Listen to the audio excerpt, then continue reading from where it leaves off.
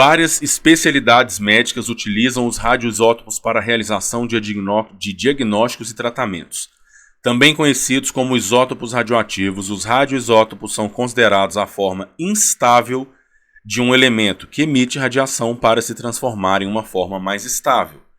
A radiação emitida é facilmente rastreável e, por causar mudanças na substância a qual ela decai. Quando um radioisótopo é usado com o propósito de diagnóstico, ele deve satisfazer uma série de critérios. Assinale a alternativa que corresponde a um critério necessário para que os radioisótopos possam ser utilizados para fins de diagnóstico. Letra A. O átomo correspondente ao radioisótopo selecionado deve ter um período de meia-vida bastante longo, devendo ser eliminado do corpo rapidamente. Então, isso daqui é uma questão legal, né, sobre radioatividade. Inclusive, a gente estuda poder de penetração das radiações e o tempo de meia-vida é justamente por causa disso.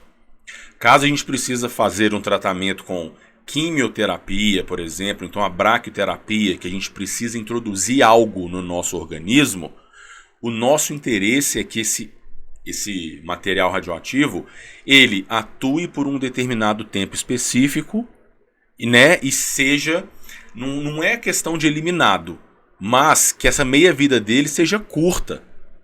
Porque se ele tiver uma meia-vida longa, esse radioisótopo vai ficar o resto da vida dentro de mim, né, e emitindo radiação. Porque uma vez que entrou na corrente sanguínea é difícil sair.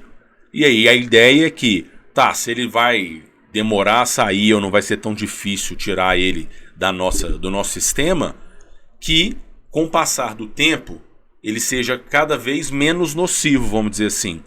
Então ele tem que ter um tempo de meia-vida curto para que isso aconteça, tá? Então a gente não quer que um radioisótopo tenha um tempo de meia-vida longo. Letra B. O elemento radioativo deve estar contido em um composto com tendência a concentrar-se na área sob estudo ou em certos tecidos anormais. Então, a nossa ideia é justamente essa. Por exemplo, se eu quero tratar um câncer de intestino, vamos supor, caso não seja pela radioterapia, né, pela exposição, né, à radiação, caso a gente vá tomar algum medicamento, algo do tipo, eu quero que isso comece a atuar, por exemplo, no meu intestino.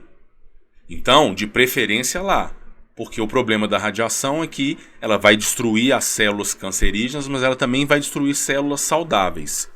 Então, a ideia é justamente essa, tá? Então, na hora que a gente está lá mapeando, que a gente está estudando, a melhor maneira é pegar alguém que tenha um tempo de meia-vida curto, pegar alguém que vá atuar de preferência na região onde eu quero que ele atue.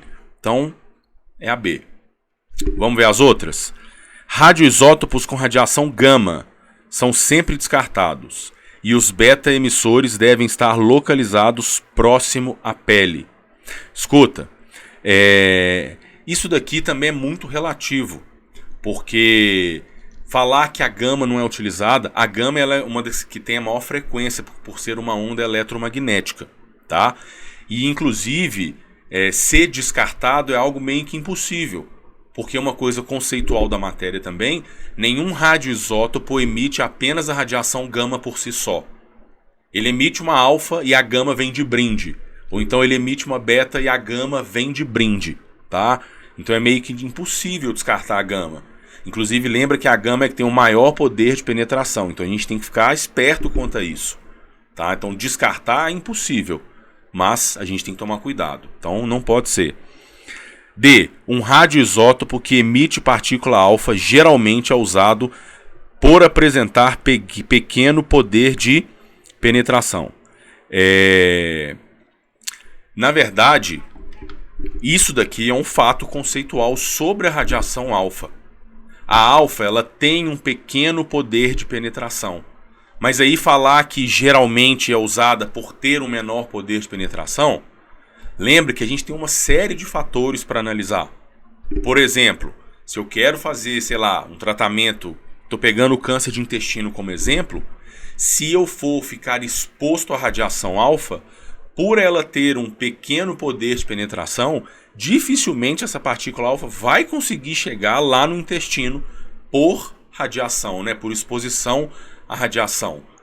A não ser que a gente, né, tome alguma coisa, um medicamento, faça uma quimioterapia com algum emissor alfa, tá? Então, assim, tudo tem uma série de fatores. Falar que vai utilizar ela por ter um menor poder de penetração não tá certo.